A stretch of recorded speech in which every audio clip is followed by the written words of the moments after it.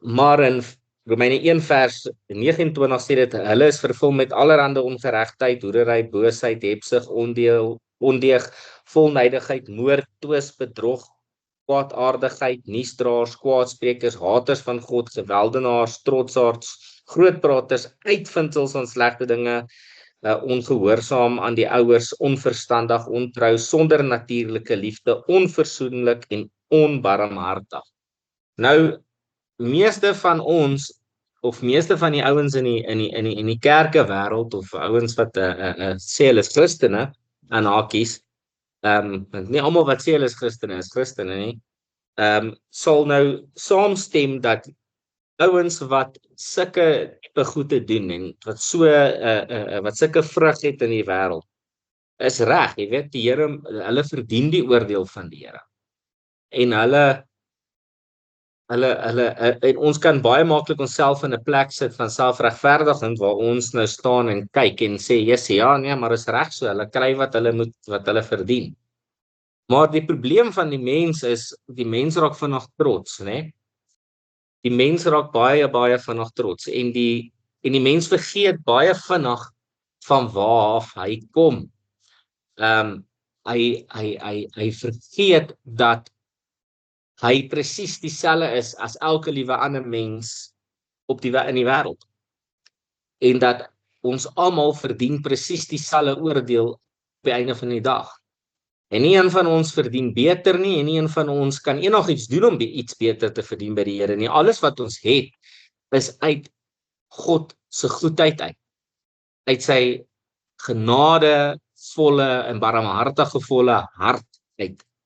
Dit is sy natuur, hy is van nature barmhartig en goed. Dit is die Here. Hy is perfek in sy goedheid. En nog 'n ding is wat ons baie keer onsself in 'n posisie van trots plaas, en al wat die woord eintlik hier doen is, dit verwoes trots in ons lewe, né? Dit verwoes grootsheid in self. Dit verwoes die idee dat ons iets is wat ons nie is nie. En ons kan baie vinnig dink, jessie, maar die Here het ons gemaak, want hy het ons nodig gehad om hom te dien. En dit is nie so nie. Die Here is die Engelse woord is baie mooi, he's self-sufficient, he's all-sufficient. Hy het absoluut niks van enige iemand af nodig nie. Hoekom hy ons gemaak het, hoekom hy alles laat ontstaan het wat ontstaan is absoluut deur sy wil en omdat hy dit wou doen en omdat hy goed is. En ons het die voorreg om hom te dien. Dit is nie vir God asof hy daar sit en in die hemel op sy troon in sy almagtige posisie waar hy in is, en Jesus Christus, die seun van God, aan sy regterhand, en hy sit daar en het ons so ons lof en aanbidding nodig nie. Nee, hy het dit nie nodig nie. Ons het hom nodig. Hy het ons nie nodig nie. Ons moet dit verstaan. En dit is hoekom ons baie vinnig na Romeine 1 kan kyk, en Romeine 1 begin baie sterk deur om te praat duidelik oor die oordeele van God wat gaan kom oor 'n sekere tipe mens wat gaan val oor die mense wat die waarheid verontagsaam. Nou dit beteken baie kere beteken dit nie dat ons nie lief is vir die waarheid nie, maar dit kan baie kere beteken dat omdat ons die waarheid raak sien en omdat ons lief is vir die waarheid en vir regheid praat, dat ons kan dink ons is beter as ander mense in ons toestand, maar ons is nie.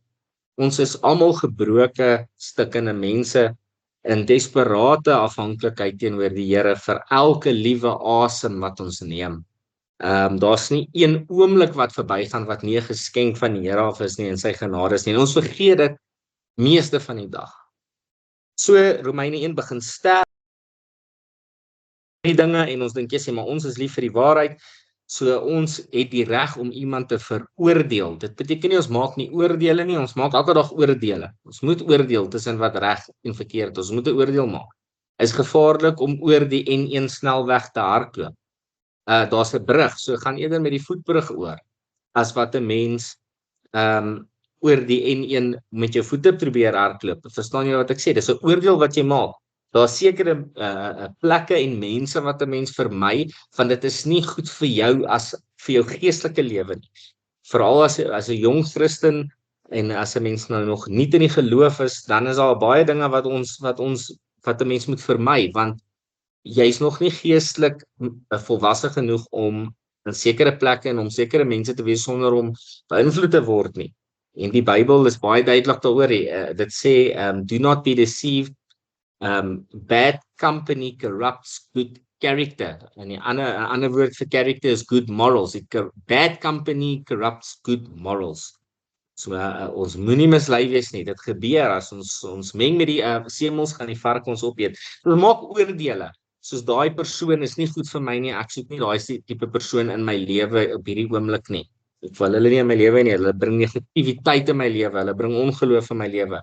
Hulle bring temptasie in my lewe. Hulle al daai tipe dinge, so dan vermy ons daai goeie. So dit is nie dat jy staan in 'n plek van veroordeling nie.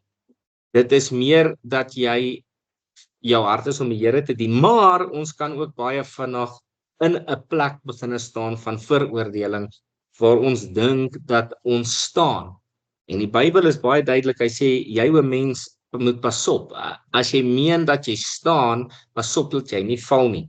En die Bybel is duidelik dat oor en oor is dit 'n bewys van elke koning, elke persoon reg deur die lewe is dit ook 'n bewys wanneer ons trots raak en groot raak in onsself, dan is die val baie naby. So dan kom Paulus en Romeine is baie interessant. Die manier hoe hy die boek geskryf het en die brief van die Romeine geskryf het, is ongelooflik intelligent bymekaar gesit, want dit vat jou letterlik van die begin van die evangelie af reg deur.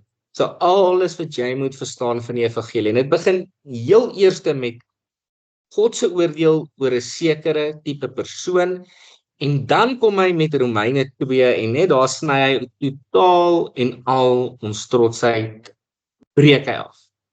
En hy maak seker dat nie een van die Romeine kan staan in 'n plek van veroordeling teenoor iemand anders nie. En hy sê daarom is jy o mens vanaf vers 1. Hy sê daarom is jy o mens wat oordeel, wie hy ook mag wees, sonder verontskuldiging, want waarin jy 'n ander oordeel, veroordeel jy jouself, want jy wat oordeel doen dieselfde dinge. So die woordjie oordeel daar, as jy gaan kyk, beteken eintlik veroordeel.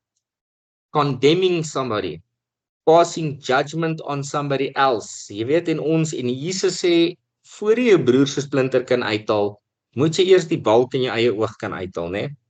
So ons moet altyd verstaan dat wanneer ons iemand wil help, dat ons gesindheid reg moet wees. Wanneer ons iemand wil aanmoedig of wanneer ons iemand moet vermaan, moet ons heel eerste na onsself kyk en ons eie hart en ons eie motiewe, en moet seker maak dat ons eie motiewe rein is en dat ons dit nie doen om mensverering te kry of goed te lyk nie, nommer 1, en tweede nie uit 'n plek van krag uit nie, ons moet dit uit 'n posisie van sterkte uit doen nie. Ons moet dit uit 'n posisie van gebrokenheid uit doen. Wanneer ons preek, wanneer ons mense dien, wanneer ons die disciple drive het, wanneer ons uitgaan, wat ook al, wanneer ons kerk het, moet ons altyd seker maak dat ons dit doen uit die posisie van swakheid uit, met die bewustheid dat ek swak is. Nie dat die woord van God swak is nie, die woord van God is kragtig. En die woord van die God is skerper as enige tweesnydende swaard en die waarheid van God se woord breek mure af. Maar ek wat dit preek en jy wat dit hoor, moet onsself in die posisie altyd sit en altyd hierdie versie onthou. Jy o mens wat oordeel, maar ek gaan nou daarin sit wat veroordeel, wie jy ook mag wees. Jy is sonder verontskuldiging, want waarin jy 'n ander oordeel, veroordeel jy jouself, want jy wat oordeel doen dieselfde dinge. En dan sê ons en ons weet dat die oordeel van God na waarheid is oor die wat sulke dinge doen. Of meen jy o mens wat hulle oordeel wat sulke dinge doen en dit self doen, dat jy die oordeel van God sal ontvlug? En dat dit is maar net vanselfsprekend dat as ons godsdienstig is en ons kan onsself baie superheilig hou en baie aansit en baie maskers dra en dan kan ons dink, wel, jy weet, ons is in die geheim is ons so en daar is ons so, voor mense is ons so en dan in geheim is ons iemand iets heeltemal anders, maar nou veroordeel ons ander mense. Nou kyk ons na ander mense se swakhede en ander mense se tekortkominge. Ek praat nou van normale mense wat elke dag aangaan en mense wat regtig waar probeer. En dan kyk ons na hulle en ons sien hoe hulle oor en oor val en tekort kom en ons sit in die posisie van sterkte en ons sê nee, hulle wil nie hoor nie, hulle gaan nooit regkom nie. En ons sit en ons velle 'n oordeel oor mense se lewens. En dan kom vers 4, eers vers 3 sê en jy sal ook glad nie dan die oordeel van God ontvlug nie. En dan kom vers 4 duidelik, dan sê dit of verag, wat ons nou hier op die skerm het, of verag jy die rykdom van sy goedertierenheid en verdraagsaamheid en lankmoedigheid, omdat jy nie besef dat die goedertierenheid van God jou tot bekering wil lei nie. Nou ek wil net, weet, Martin stuur my vandag so 'n ding van 'n sekere pastoor van 'n mega kerk in Suid-Afrika. En hulle is so op 'n stage en hulle het hulle is so 'n paneel ouens wat daar sit en die mega pastoor word die vraag gevra, wanneer sal jy iemand fire? En hy soos met die eerste fout wat iemand maak, met die eerste bietjie disloyaliteit wat iemand bewys in sy gemeente, want nou hulle gemeentes nie is besighede.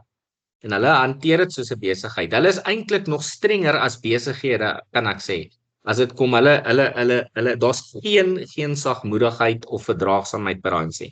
Hy sê dadelik word hy gefire. En hy sê want bietjie disloyalty of een fout of ietsie wat iemand verkeerd sê en hy word weggejaag. En hy gebruik 'n voorbeeld, hy sê eendag toe hulle so 'n gebedsaand gehad of 'n bymekaarkoms gehad en daar was 'n pastoor of 'n leier wat ook saamgekom het en wat ook deel van die gemeente was, wat ook seker op 'n payroll was. En hy kom in en hy begin bid en hy sê, Here, dankie dat ons is nie hier om die mens te dien nie, maar ons is hier om U te dien. Ons is nie om 'n man te dien nie. Hy sê onmiddellik toe jaag hy daai ou weg. Dadelik, hy sê toe hy ou uit op sy bicycle en weer weg en hy kyk neer en die pastoor sit in daai posisie van trots en hy veroordeel mense en hy plaas homself in 'n posisie. Hy sê want en hy gebruik die voorbeeld, hy sê jy kan die Here onder die boom gaan dien, maar as jy in my kerk inkom, dien jy my. Dis wat hy basies sê. Hy sit homself in die posisie van Christus. Nou kom ek vir julle elkeen hier duidelik vandag sê, geen pastoor is beter as enige iemand anders nie. Dis net funksies wat verskil. Die duim, die oog, die oor, die toon, elke deel van die liggaam is net so belangrik soos die ander deel van die liggaam en die hele liggaam werk saam as 'n eenheid. Daar's nie een posisie wat moet maak dat ek jou, omdat jy miskien 'n pastoor is, dat ek jou meer moet respekteer en omdat ek 'n pastoor is, jy my moet respekteer. Nee. Ons respekteer mekaar en ons is lief vir mekaar en ons verdra mekaar want ons is almal dieselfde. Ons het almal dieselfde swakhede, en ons sukkel almal met dieselfde temptasies en ons val almal dieselfde hoeveelhede 'n dag. Nie een persoon is beter as die ander persoon nie.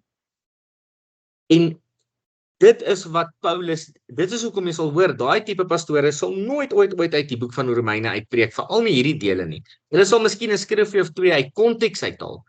Hulle is baie lief vir Romeine 8 wat sê daar is nou dan geen veroordeling vir hulle wat in Christus is nie, en dan stop hulle daar. En hulle sal byvoorbeeld daai skrif vat en uit konteks uithaal en dit toepas vir hulle self en sê, "Wel, ek het nou geen veroordeling nie." Maar hulle sal nie hierdie Romeine 1 en 2 preek of hulle gemeente sê nie, want dit gaan moet beteken dat hy homself gaan moet verneder voor mense en hy 'n dienskneg moet word van almal.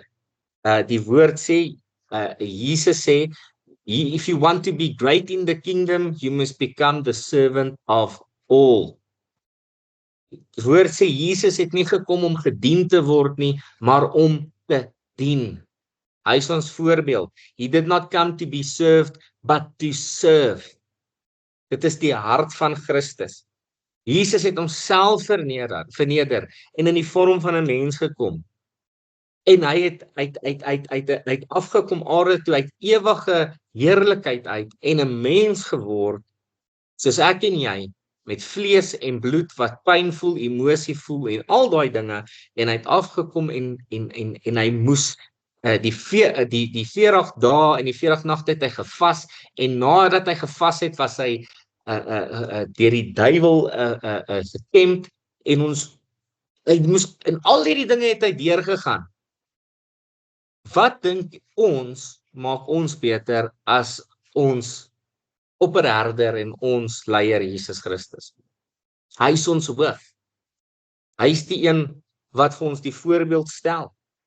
En die feit dat ons, nadat ons weet dat ons sulke groot sondaars is, dat hy nog ten spyte van dit sy bloed vir ons gestort het, uit die dood uit opgestaan het, vir ons oorwinning behaal het, vir ons losgekoop het, ons skoon gewas het van elke sonde wat ons gedoen het en nog gaan doen, vir ons die weg oopgemaak het hemel toe, 'n vrye gawe vir ons, ten spyte van al ons tekortkominge het Jesus dit nog steeds gedoen.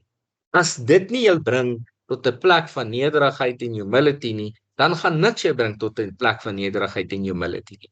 Want as jy besef wat se tipe mens jy is, dan gaan jy besef hoe groot die genade van God is. En dat dan gaan die goedertierenheid, die verdraagsaamheid en die lankmoedigheid van die Here jou tot bekering lei. It will lead you to repentance. Die dag as jy nie meer sleg voel of skuldig voel oor sonde in jou lewe, dan sit jy op 'n gevaarlike plek, want dan kom die tweede deel, die 5de vers van hierdie ding tot toepassing. Hy sê, maar ooreenkomstig jou verhardheid en onbekeerlike hart, vergader jy vir jou toren as 'n skat in die dag van die toren en openbaring van die regverdige oordeel van God. Ooreenkomstig jou verhardheid en onbekeerlike hart. Ons hierdie meis nou een. Ons is die erns. Nou kry. Okay. Ek weet nie wat die meis nou nie. Is weg. Die meis het gewaai. Kijk, ons sê. Sorry julle.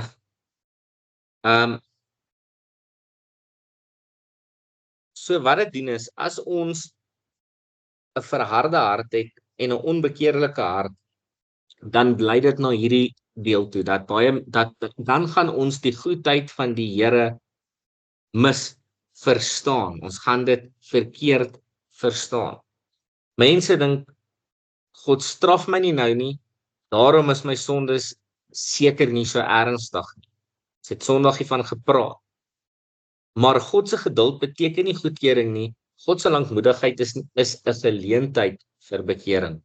Sien, dit kos 'n hele mindshift vir ons as kinders van die Here, en ons moet ons gedagtes vul met die woord van die Here, want sonder die woord van die Here en sonder om hierdie goed te lees en te verstaan, kan ons nie verkeerde denkpatrone breek nie. Dis net deur die krag van die woord wat ons verkeerde denkpatrone kan breek. So dit is die misleiding van God se goedheid. Dat dit kan mense laat dink dat hulle in die reg is. Ek weet dat baie mense sal aanhoudend sê, yes, nee, veral baie mense wat weet wat baie finansiëel baie goed doen. Weet ek en ek weet hoe hulle lewe, ek weet hulle is willer as die wildtuin, maar as jy hulle kom en sê hulle nee, yes, nee man, die Here is in ons lewe en die Here is goed vir ons en die Here die en die Here daai, maar ek weet dat hulle nie die Here dien nie. Ek weet hulle dien nie die Here nie. En dit laat hulle en die vyand hou hulle op daai plek, want laat hulle voel dat dit wat hulle doen is reg. Die Here straf my nie, alles gaan goed, niks loop verkeerd nie. So my lewe, my sonde al lyk dit vir my nie so ernstig nie. Dit beteken dit nie dat dit nie vir God baie ernstig is nie. Die kleinste sonde maak dat ons die hel verdien. Net soveel soos wat die grootste sonde dit doen. Daar is verskillende grade van straf, maar op die einde van die dag sal een klein sonde maak dat ons nie die hemel al nie. Dis hoekom die Here ons moes red en hy ons moes vergewe deur sy bloed, sodat ons nie op onsself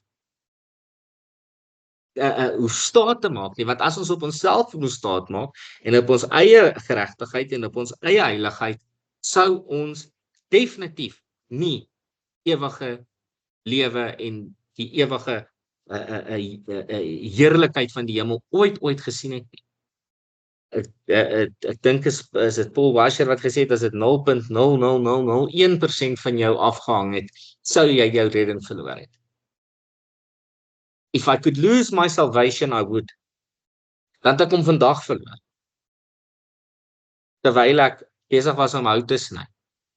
En terwyl ek besig is om ons preekstoel te maak, raak ek kwaad, verg ek myself. So, ek wil hê julle moet besef, dat die goedheid van die Here sal nooit iemand lei na trotsheid toe nie. As dit doen, het hulle verkeerde persepsie oor dit. Dan sê dit, die rykdom van God se goedheid beskryf Paulus in 3 aspekte, die rykdom van God se goedheid, Paulus beskryf 3 aspekte van God se goedheid. Okay. God gee seëninge selfs aan mense wat hom verwerp. Né? Nou dink daaraan, mense wat die Here vervloek, mense wat die Here haat, mense wat ateïste is, wat duidelik sê dat ek daar bestaan nie so iets soos 'n God nie, hulle glo dat daar's nie 'n God nie. Al lieg hulle vir hulle self, dis wat hulle sê, hulle deny die Here van die heerlikheid. Dan is daar mense wat die bloed van Jesus onder voet betrap en as die Engels sê dit, they count it as a common thing. Vir al hierdie mense is die Here nog steeds goed. En hy sê in Matteus 5 vers 45, want hy laat sy son opgaan oor slegtes en goeies en laat reën oor regverdiges en onregverdiges. So God voorsien sonlig, reën, kos, lewe, vreugde. Hy voorsien al hierdie dinge vir mense wat absoluut dit nie verdien nie. Wat absoluut, dit is wat genade is. Dit is wat genade is. Genade is om te kry dit wat ek nie verdien nie. En barmhartigheid is om dit wat ek verdien nie te kry nie. Ons moet daai verskil verstaan. So wat gebeur? Die eerste aspek is verdraagsaamheid. Ons het daar gelees van 2 vers 4 sê, of verag jy die rykdom van sy goedertierenheid en verdraagsaamheid en lankmoedigheid. So sy goedertierenheid is algemene goedertierenheid oor alles en oor almal wat lewe. Almal wat nog geasemhaal, almal wat nog 'n kosie kan eet, almal wat nog in die oggend kan opstaan, beleef elke oomblik van die dag die goedheid van die Here. En dan sy verdraagsaamheid. God hou sy oordeel terug. Die mensdom verdien reeds oordeel, maar God weerhou sy hand van straf. Hy gee tyd vir mense om hulle te bekeer. Wat jy sê, ek dink nie een van ons sou in ons alledaagse lewe, as jy byvoorbeeld werkers het, mense wat vir jou werk, as jy vir jouself werk en jy het mense wat vir jou werk, of jy's 'n manager of wat ook al, en jy het mense wat onder jou is. Die woordjie vir dit is subordination, as iemand heeltemal teen die autoriteit vaskom. En dit is 'n as daar iemand is 'n subordinate van jou, hulle moet jou leierskap volg en jou leiding volg, né? In die werksplek gebruik dit as 'n voorbeeld. Nie in die kerk nie, niemand is subordinate aan ons, is almal dieselfde. Maar as jy nou dink, gister het die ou uit die petty cash uit gesteel, jy vang hom. Jy gee hom 'n kans. Okay? Oormôre 'n maand gaan verby, hy doen dit weer, hy steel weer geld uit die petty, jy vang hom weer uit, jy weet hy doen dit, jy gee hom nog 'n kans. Ek kan nie insien dat jy na die derde keer in die werksplek, in die wêreldse omgewing, vir daai persoon nog 'n kans sal gee nie. Ek dink jy gaan vir my, meeste mense sal na die eerste keer in 'n besigheidsomgewing iemand wat steel dadelik fire. Is dit nie so nie? Onmiddellik. Iemand wat steel en jou goed steel, wat ook al, gaan jy, en dan is daar ook die ander proses waar die dit is ons weet, dit is 'n waarskuwing en dan nog 'n waarskuwing en dan nog 'n waarskuwing en dan is dit 'n dissiplinêre verhoor en dan daarna besluit julle en dan is daar 'n hele proses, maar dit lei alles toe as die persoon nie verander na een einde toe, en dit is dat hy gefire gaan word op einde van die dag, nie persoon nie. Maar God gee vir ons soveel kansse. Hy gee die mens soveel tyd.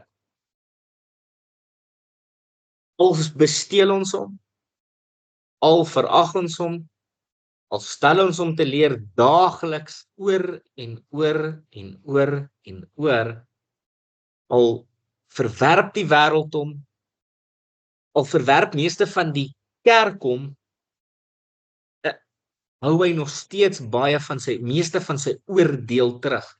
Want as God regtig sy oordeel moes unleash, sou hy die wêreld vernietig het in 'n oomblik. In 'n split sekond sou die Here die wêreld vernietig het, en ons sal dit verdien. Ons verdien dit. Maar omdat hy so goed is, en omdat hy so verdraagsaam is, hou God dit terug. Die mensdom verdien reeds oordeel, maar God weerhou sy hand van straf. Hy gee tyd vir mense om te bekeer. Ons moet besef dat elke liewe dag is 'n geleentheid. En elke dag wat ons opstaan, moet ons dankbaar wees teenoor die Here. 'n Dankbare hart opstaan. As jy in die oggend opstaan en jy het net blikkie baked vir die aandete, die middag, net 'n blik, wees dankbaar vir daai blikkie baked. As dit nou net brood is, wees dankbaar vir daai brood. Al is dit nou maar net 'n blikkie, 'n koppie kappesoep, wees dankbaar, want dit is nog steeds die goedheid van die Here wat gesien kan word in daai klein dingetjies. Sien, die Bybel sê dit is die klein vossies wat die wingerde verniel.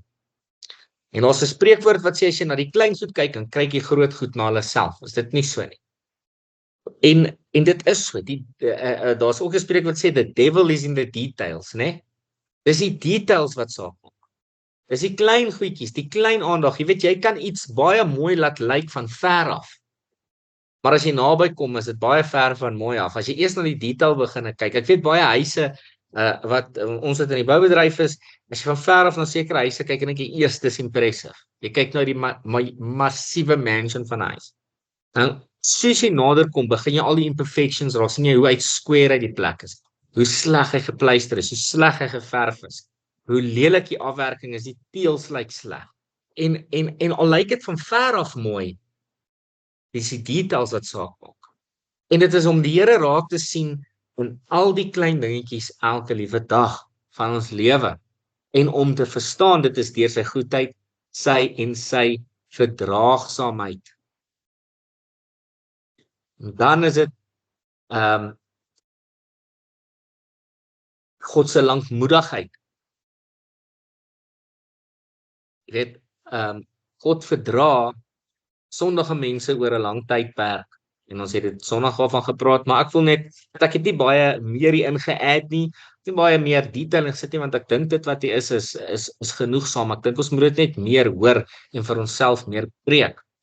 God verdra sondige mense oor 'n lang tydperk en die voorbeeld daarvan is in die dae van Noag het God baie jare gewag. 120 jaar voordat hy die wêreld deur die sonvloed geoordeel het. God se lankmoedigheid wys sy genade, sy geduld, sy begeerte dat mense moet bekeer. Ons moet nooit ooit dink dat God se lankmoedigheid is God se goedkeuring nie. Of dat dit wat God beloof het, gaan nie gebeur nie. Daar gaan 'n dag kom.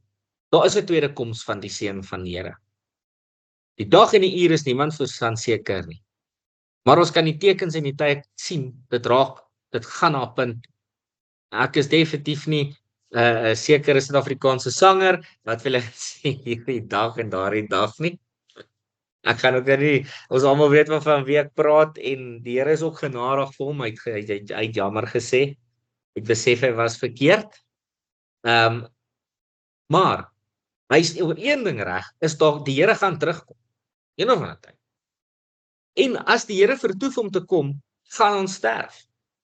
Daar is 'n bepaalde dag vir elkeen van ons om die huidige met die ewige te verwissel. Daar is 'n bepaalde dag wat ons die doodsjordaan moet oorgaan. Daar's 'n dag wat ons gaan kom, baie mense dink dat hulle gaan wag tot op 'n sekere dag en dan as hulle op hulle sterfbed lê, dan gaan hulle die Here net vanaand vra om hulle te vergewe en dan gaan hulle vergewe word. Nou ek is nie die redder van 'n persoon se siel nie en ek is seker daar's baie mense wat op hulle doodsbed waarlik tot bekering gekom het en by die Here is, definitief glo ek dit.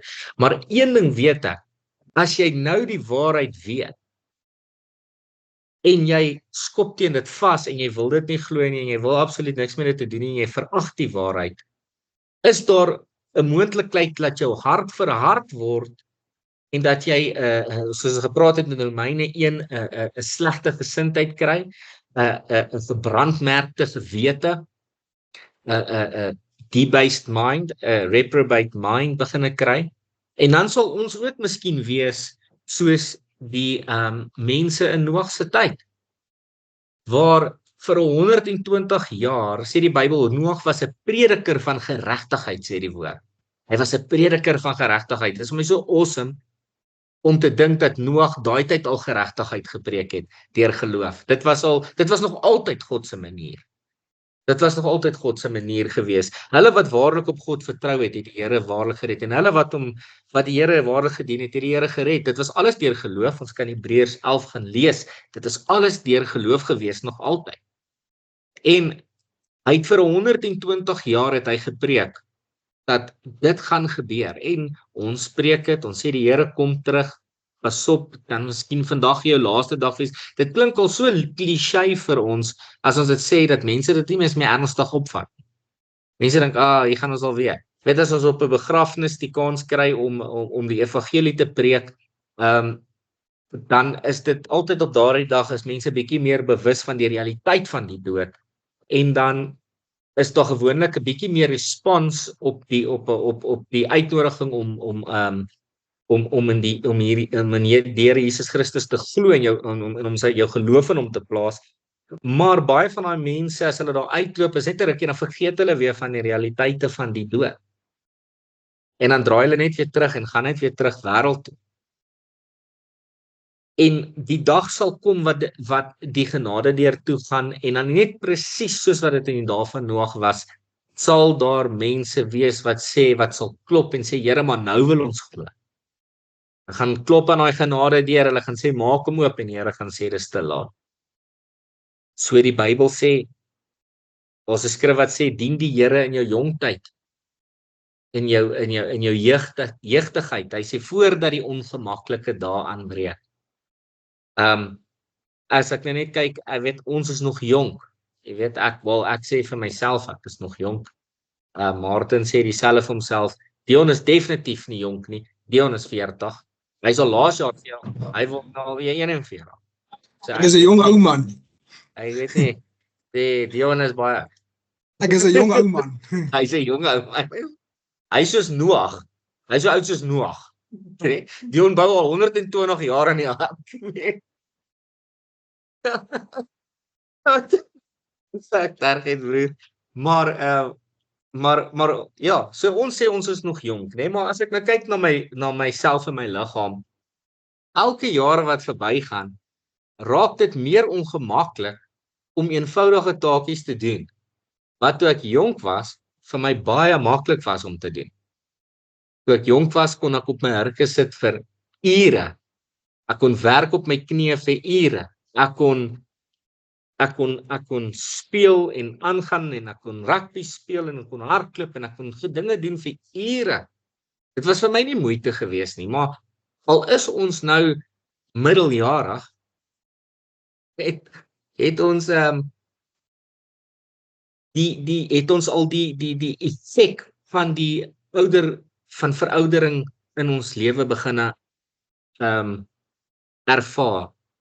En dan dink ek so baie terug aan my pa wat vir my altyd gesê het, my seun, jy sal sien as jy ouer word. Jy sal sien die pyne en die skeete en die hierdie en die daar. En dan vir my toe ek jonk was, dan spring ek van goed af en dan tel ek swaar goed op en dan doen ek al hierdie en dan sê vir my seun, jy gaan jouself seermaak. As jy ouer word, gaan dit jou kom vang. Moenie dit aan jouself doen nie. Moenie jy's besig om jouself seer te maak. En ja, en so is dit die tyd, hardloop die tyd vir ons almal, is dit 'n uurglas. As jy uurglas vas en hom omdraai, is dit die uurglas wat besig is om uit te hardloop. En nie almal se uurglas het dieselfde hoeveelheid sand in nie. Almal se sekondes op hierdie aarde is verskillend, is anders. Dit sou baie makliker gewees het as ons miskien presies geweet het die dag wanneer ons gaan sterf. Maar die Here het dit so gemaak dat niemand daai dag ken nie behalwe hy nie.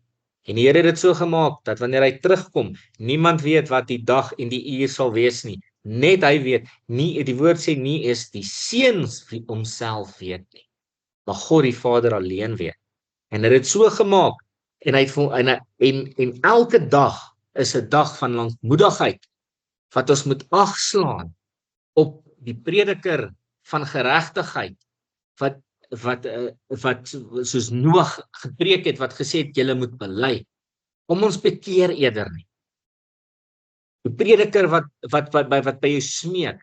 Jy weet, jy gaan dalk net op Facebook of wat ook al dit moet wees, maar ernstig deur die dag gaan jy iets raak sien waar iemand jou smeek, bekeer jou. En die Here gee vir ons oras genoeg tyd en geleenthede om te bely en te bekeer. Eendag gaan ons nooit ooit 'n vinger na die Here kan wys nie. Want alles wat hy doen is perfek en reg. Ons het hom nodig en nie hy ons nie. Ons nou weer my liefling, hierdie muis van jou, nê. Dis vandat jy die pink muis gekry het, dat hy so maak. So nou weer af. En jy sien nou weer daar. Volgende een die daar sê. Okay, so dan is dit nou die doel van God se goedheid, né? God se goedheid het 'n baie spesifieke doel. Ons weet, ons het dit net gelees, die goedheid van God lei tot bekering. God se goedheid is nie bedoel om sonde te verskoon nie, mense gemaklik in sonde te laat leef nie en gehoorsaamheid uit te stel nie. Dit is bedoel om mense tot ware bekering te bring. Ware bekering, wat beteken ware bekering? Jy weet dat repentance, die woord, die regte, as jy nou gaan kyk na die betekenis van repentance, it is a change of mind. It is a change of, it is 'n 180 grade draai. Dit is om heeltemal anti die stroom te wees, teen die stroom te beweeg. Wat is ware bekering? Dis draai weg van sonde, veral sondes wat ons weet ons doen. Dis 'n belydenis van skuld, 'n erkenning ook van jou skuld, en dan ook is dit 'n totale oorgawe aan Jesus Christus. Dis 'n totale offer van jou hele lewe op die altaar van die ek gaan net vanaand vir ons ietsie lees in Romeine 12 wat sê ek vermaan julle 12 vers 1 ek vermaan julle dan broeders by die ontferminge van God dat julle julle liggame stel as hoor hierso as lewende, heilige en aan God welgevallige offer. Dit is julle redelike godsdiens. Nou, ons moet verstaan as hy daarvan praat so ons liggame, ons lewe, hierdie lewe, ons liggaam, ons hart, ons siel moet daar's 'n ou liedjie wat ek jare terug gesing het wat sê dit sê is your all on the altar of sacrifice laid? Does your heart the spirit control? There can only be rest and if you can only be blessed and have peace and sweet rest if you yield him your body and soul, né? So jou redelike godsdiens, dit beteken dit is die minste. Dit is the bare minimum wat ons vir die Here kan gee uit dankbaarheid dat ons siele gered het, is om 'n lewende, heilige en aan God welgevallige offer te wees. Dit beteken 'n oorgawe. Dit beteken wanneer jy bid, erken jy en jy bely, Here, hierdie in my lewe wil ek nie in my lewe hê nie, want die Heilige Gees sal jou oortuig van sonde en ongeregtigheid. En die woord sê en die komende oordeel, sê hy ook. Dit is die werk van die Gees van die Here. Bely jou sonde, wees eerlik en dan bid jy, sal jy ook beginne bid. Wanneer jy hierdie goed reg verstaan, sal jy beginne reg bid, dan sal jy beginne bid, Here, ek weet dis wat ek wil doen. Ek het hierdie in my hart en my kop. Maar Here, nie my wil nie. Laat U wil geskied. Dit is so 'n eenvoudige gebed, maar is so moeilik vir ons om te bid, want glo vir my, die pottebakker het mag oor die klei. En as ons buigbaar is in die hande van die Here, het julle al gesien, julle ouens wat baie met staal werk, julle sal weet, wanneer buig staal? Maklik. Wanneer dit warm is dit nie so nie? Wanneer staal, jy staal warm maak, en jy kan dit so warm maak, dat dit naderhand 'n vloeistof word, né? So, 'n harde, soliede stuk yster kan 'n vloeistof word, as jy dit warm genoeg maak, genoeg vir dit. En dan kan jy dit kan 'n lelike ou stuk staal wees, maar as jy dit louter, jy smel dit, jy maak dit heeltemal 'n vloeistof, jy smel dit totaal, jy skep al die vuil goed af wat opkom, en dan kan jy daai selfe ou lelike stuk staal vat en dit gooi in 'n ander mold in, né? En dan is dit iets, kan dit van iets van verskriklike onskatbare waarde iets wees. Jy kan iets met daai ou stuk staal maak van onskatbare waarde, wat verskriklik iets baie moois maak. En dit is wat die Here met ons wil doen. Maar wanneer ons onbuigbaar is, when we are unwilling, wanneer ons nie met bereidwilligheid ons lewe neerlê nie, dan begin die proses al hoe moeiliker te raak vir ons. Dan ons kan 'n baie wonderlike proses vir onsself baie moeilik maak deur trots en deur unrepentance, om nie ons sonde te bely nie, ons skuld te bely nie, nie te buigbaar te wees en sodat die Here, wat dit maak het vir die Here, dis ons is makliker om met iets te werk met sagte klei as wat dit is om met harde klei. Harde klei moet die Here eers weer fyn maal.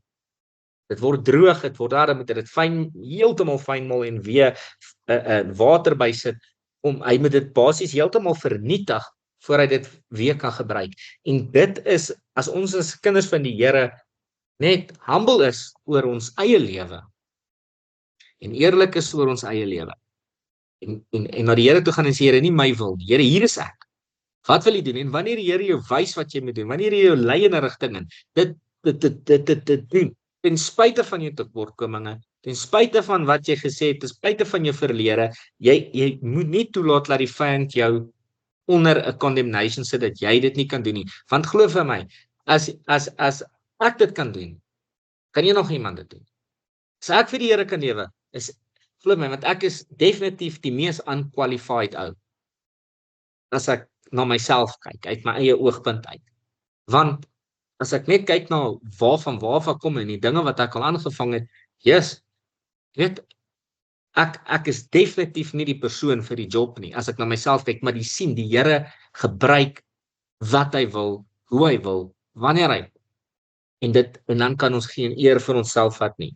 So, God se doel van sy goedheid is sodat ons kan verander, so that we can be transformed, renewed, born again. Die ou dinge is verby, sê 2 Korintiërs 5. Kyk, alles het nuut geword. Prys die Here daarvoor. En dan is dit, kom ons nou by die deel wat sê die tragiese misbruik van God se goedheid.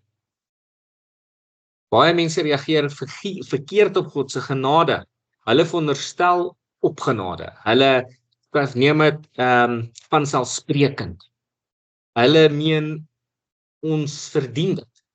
As die Here sal my soos lees, hulle dink, God sal my mos in elk geval vergewe. Not gonna forgive me anyway. Hulle ignoreer oortuiging. Die gewete waarsku hulle, maar hulle luister nie. Onthou, die doel van jou gewete is om jou aan te kla. Jou gewete is jou aanklaer en die vlees, jou gewete en die vyand sal die gewete aanwaai om jou onder 'n skuldgevoel te hou. Dis hoekom dit goed is om in lyn te kom met die wil van die Here, want dan begin jou gewete en jou gees ooreen te stem, dan is daai skuldgevoel weg, gaan dit ook weg. Maar hulle oorgeneer het, die gewete waarsku hulle, maar hulle luister nie, hulle gaan aan met hulle sonde, in plaas van bekering verhard hulle in rebellie. Dit is presies wat Paulus bedoel wanneer hy sê, mense verag die goedheid.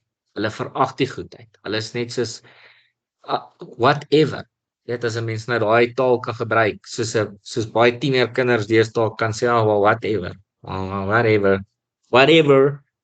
Nee, dit is, en hulle sê, dink maar net, wel, die Here gaan my mos maar net weer vergewe. En weet jy wat, tot 'n mate toe is dit waar. Vir die kinders van die Here is die vergifnis klaar daar. Maar vir hulle wat volhard in rebellie, vaskop teen die waarheid, hulle verag die goedheid van die Here. En weet jy wat, die uiteinde is nie altyd so rooskleurig soos wat hulle dink dit gaan wees nie. Die verharding van die hartskrif, Romeine 2 vers 5, ons het dit nou gelees, maar ooreenkomstig jou hardheid. Sien jy hierso, dit is glad, nie een oomblik is dit God se verantwoordelikheid of sy skuld nie. Maar ooreenkomstig jou hardheid, nou ons kan in daai plaas van jou sê, maar ooreenkomstig ons hardheid en ons onbekeerlike hart. Ek kan myself in daai plek sit, waar ek baie keer in my lewe in plekke van trots was, waar ek glad nie teachable was nie, en glad nie, waar ek in trots gestaan het, en gedink het ek is morally superior teenoor ander mense, en gedink het dat ek is net the bee's knees, jy weet, en weet jy wat het dit vir my gebring? Dat God my crush, dat die Here my tugtig, dat die Here my breek. Dit is soos 'n skapie wat weghol. Die woord sê ons weet, Jesus los die 99, nee, en hy gaan al die een wat verlore geraak het. Weet jy hoe daai skaapwagter, wat het hy gedoen met die een wat die hele tyd weghardloop? Hy het sy bene gebreek. As hy die skapie gevang het, die lammetjie wat weghardloop, dan vat daai skaapwagter letterlik en breek sy bene. Dan spalk hy dit weer en dan dra daai skaapwagter daai klein skapie tot 'n herstelling. En dan weet jy wat, hardloop daai skapie nooit weer weg nie, want hy ken die nagevolge. Dis hoekom die Here ons tugtig, want hy wil daar's net een ding wat 'n harde hart penetreer en dit is die absolute waarheid van God se woord. Reguit waar. Jy kan nie met sagte boodskappe harde harte breek nie. Jy kan nie met 'n versagte evangelie harde harte verander nie. Die Here verander harde harte deur 'n harde evangelie, maar tog dieselfde evangelie wat jou breek, is dieselfde evangelie wat jou heel maak en wat jou red en jou vernuwe. Dieselfde herder wat jou tigtig, dis wat Dawid bedoel, sy stok en sy staf. Dit gee my rus, gee my vrede, want ek weet wanneer ek onder die tigtigende hand van die Here is, ek op die beste plek, kan weet ek hy is vir my lief. Dink nou net daaraan, 'n pa en 'n ouer wat sy kind net los en glad nie die kind tigtig nie, kan nie vir daai kind lief wees nie. Jy kan nie jou kind los as jy sien hy loop by die leeukuil in en hom nie gaan red nie, en of hom waarsku en hom gaan vang en hom sê nee, moenie daarna toe gaan nie. Die Here het ons so lief, hy red ons soos Daniël uit die leeukuil uit. Elke keer wanneer iemand die evangelie hoor, maar nie bekeer word, word die hart harder. So dieselfde evangelie wat harde harte breek en nuwe en harte van vlees het die teenoorgestelde effek op die onbekeerde sondaar wat die waarheid haat. Al wat die evangelie vir daai persoon doen, dit maak sy hart harder. But that's on him. It's not on us. Ons kan nie die evangelie versag ter wille van mense of onsself, want dit is vir ons meer gemaklik nie. Want glo my, dis nie lekker om altyd preek nie, want ek sukkel met dieselfde dinge, soos wat Romeine 2 vers 1 sê. Ek kan nie uit 'n veroordelende hart preek nie, ek kan dit nie doen nie, because I suffer the same weaknesses. Elke keer wanneer iemand die evangelie hoor en nie bekeer nie, word die hart harder. In plaas daarvan om genade te versamel hulle vir hulle toorn vir die dag van oordeel. God se geduld verwyder nie oordeel nie. En ons het dit Sondag gesê, dit stel dit net uit. Dis al wat God se genade doen. It stel dit uit. God se verdraagsaamheid stel, ons weet nie wanneer is die einde nie, maar daar is 'n limiet aan die barmhartigheid en die goedheid en die lankmoedigheid en die verdraagsaamheid van die Here en die goedheid van die Here. Daar is 'n dag, there's a day when it runs out for the unrepentant heart. Daar is 'n dag. Wanneer daai uurglas gaan leeg, wanneer daai kannetjie, soos wat die 5 wyse maagde en die 5 dwaase maagde, daar's 'n dag wanneer daai olie uithardloop.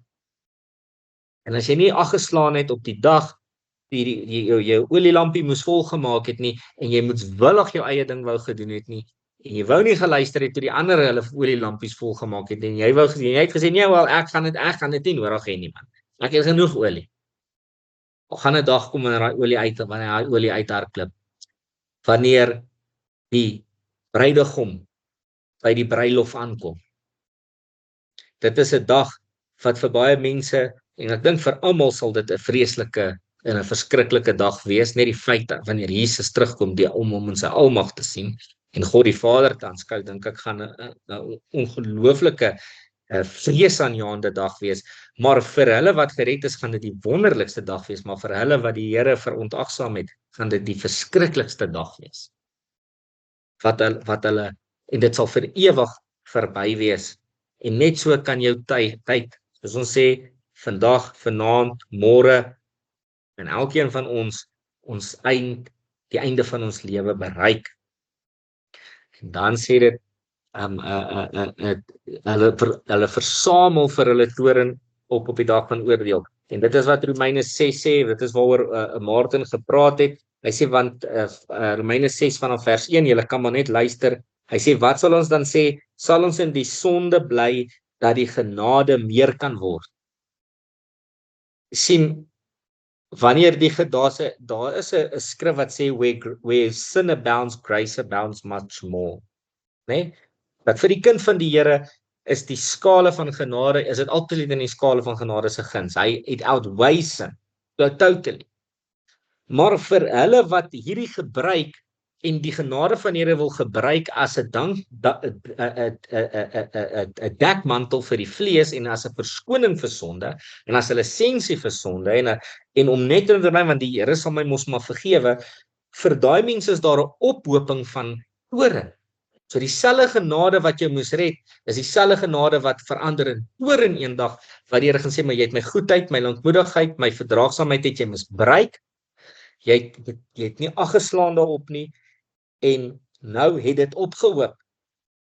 En obviously weet ons wat Paulus gesê het, nee, hy sê oor en oor in die evangelie, nee, stellig nie, deur die woord sê hy, nee. Daar's 'n liedjie wat sê nee, 1000 maal nee. Jesus sal nimmer sê nee. Maar net so, nee is duidelik die antwoord dat daar is nie 'n verskoning of 'n selfregverdiging vir sonde nie. So die komende oordeel, die Bybel leer dat daar 'n dag kom wanneer God se geduld tot 'n einde kom. Dis soos ek nou die dag gesê het, ek wil nie op daai dag aan die verkeerde kant van sy geduld wees nie. En sy genade wees nie, sy oordeel geopenbaar word. Elke mens moet rekenskap gee. Dit is die dag van God se toorn, God se goedheid. Vandag God se goedheid vandag sal nie sy geregtigheid môre kanselleer nie. Do not think because God is good to you today, that the goodness of God is over your life today, that it will postpone or cancel out the judgment, the righteous judgment. Nee, dit sal nie. Elke persoon sal rekenskap gee. Elke persoon sal ontvang volgens hulle werke. Elke persoon, die woord sê vir elke ydelle woord. En sy praat van ydelike woorde, praat hy van hulle wat die evangelie van Jesus Christus ydelik verkondig en die woord van die Here verdraai om hulle self te streel en om ander mense se gemoedere te streel. Hulle sal verantwoording doen vir elke ydelle woord. Net so sal hulle verantwoording doen wat in trotsheid ander mense veroordeel het en ander mense gebruik het en op ander mense getrap het om bo uit te kom. Dis wat hulle doen in daai, soos ons nou nog gepraat het van daai mega kerk. Daai ou, hulle ry op die rug van die armes. Hulle ry op die rug, hulle speel, hulle melk die desperaatheid van die mense. En mense sal hulle laaste gee, soos jy weer die weekie wat haar laaste geldjies ingegooi het toe Jesus daar gestaan het. En baie mense dink dat dit is 'n voorbeeld van van Jessie, van 'n sacrifice om Jessie, die weduwee kon haar laaste gee, so jy kan ook nie.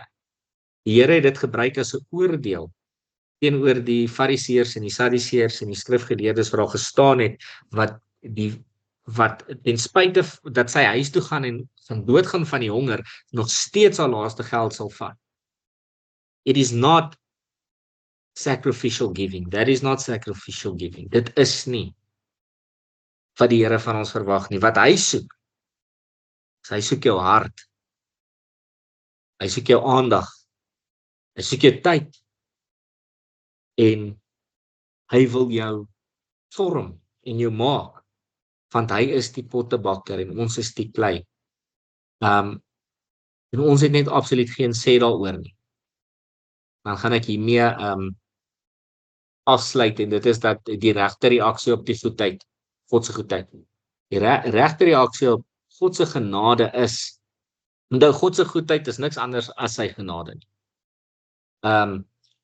Die regte reaksie, so as jy wil weet of iemand waarlik die evangelie glo en waarlik die Here dien, dan sal hierdie kenmerke in hulle lewe wees. En vergeet van ander mense, kom ons elkeen pas dit net toe op onsself. Daar sal in my lewe ware bekering wees. In my lewe sal daar wegdraai wees van die sonde. In my lewe sal daar dankbaarheid wees teenoor die Here en teenoor ander mense ook van ander kinders van die Here. Sal dankbaarheid sal deel van ons hart wees. Ek sal altyd God erken in alles. Ek sal waarlik my geloof en my vertroue, 'n mooi woord vir geloof in Engels is confidence. to have confidence in God. Dis 'n baie mooi woord, is om vertroue te hê. Confidence, to have confidence in Christ. Ek vertrou die Here. Dit sal deel van my lewe wees.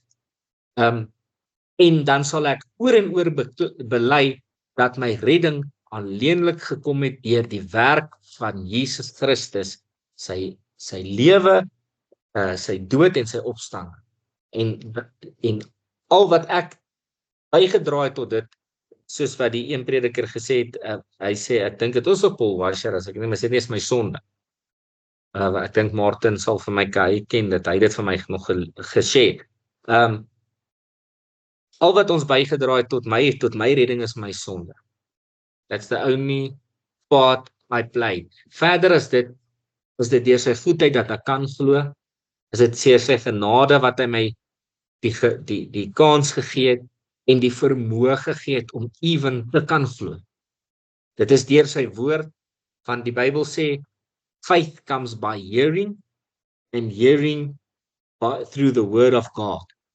Jy kan nie hoor, jy's doof, tot jy nie die woord van die Here hoor nie. En jy kan nie glo terwyl jy doof is nie. Die woord van die Here moet eers jou geestelike ore oopneem, jou harde hart penetreer, en dan kom geloof in deur die woord van die Here. Jy het nie gestaan eendag en besluit, nee, vandag is dit nag gaan ek nou my lewe vir die Here gee nie. Nee. Dit was nie jou plan nie, dit was nie my plan nie. Dit was God se wil. En die reaksie op dit is daai kenmerke. Wil jy, as jy nog iemand van julle sukkel met, baie keer dan kan ons onsself die vraag afvra, en dan kan jy sit in 'n plek van wonder en twyfel, is ek 'n kind van die Here? Is ek waarlik 'n kind van die Here? Kyk na daai kenmerke. Kyk, is 'n deel van jou lewe. So kan jy self introspeksie doen, saam met die hulp van die Heilige Gees. En jy kan self weet, en jy kan self sekerheid kry. Want glo vir my, as jy waarlik gered is, het jy 'n assurance. Daar's 'n liedjie wat ons sing. Blessed assurance, Jesus is mine. Oh, what a foretaste of glory divine. I'm an heir of salvation. I'm purchased of God. I'm born of His Spirit and I'm washed in His blood. This is my story. This is my song. En ek vir jou sê vandag, blessed assurance, daar is 'n versekering in die redding van die Here wat kom ek sê, geen prediker, geen mens kan daai versekering van my wegvat nie, want God se woord sê ek is syne. Ek weet ek is 'n kind van die Here, ek weet ek is syne, ek weet ek behoort aan hom, ek erken dit, weet dit. En daar's hy liedjie wat daai selfe sing het jare terug gesê, ek se koning se kind, ja, dit maak my 'n prins. Die lewe is Christus en die dood is 'n wins. Dieselfde wat gesê het ons gaan weggeraap word. Maar anyway, maar die waarheid gesing daarso. En ek wil sê ek is 'n koning se kind. En as hierdie kenmerke deel van jou is en jou begeerte is om die Here te dien, en jy erken die goed wat ons vanaand oor gepraat het en Sondag oor gepreek het, die lankmoedigheid, die goedheid, en jy besef dit en dit word vir jou oop, en daar's hierdie dankbaarheid in jou hart vloei op, man, kom ek vir jou sê vandag, dan het jy versekering, daar's 'n versekering, jy het vrede met die Here, as jy geloof in hom is. Amen. Ek het nou genoeg gepraat, is nou al 'n uur, sorry julle, hierdie ouetjie, ek kon ons Sondagoggend nie oor by alles uitkom nie, maar ja, so ek is nou op 'n einde, alle stories op 'n stokkie van my kant af. Wie wil bylas en wie 'n vraag het, kan vra, wie iets wil, die vloer is oop, die vloer is julle sin.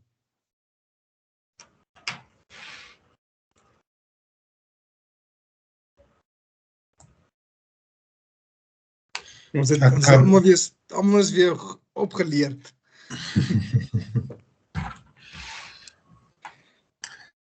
Ek dink maar net omdat ek nou self ook so 'n bietjie nou obviously baie deur die boek van Romeine is, besef jy net al hoe meer, en indien ons het vandag al oor gepraat, die 2 Tessalonisense 2 vir my gestuur het, vers 11, rondom hierdie mega kerk situasie en die realiteit wat ons ook in Romeine 1 wat jy laasweek gelees het van, of die laaste keer gelees het, waar die Here ons oorgee aan ons hartsbegeertes.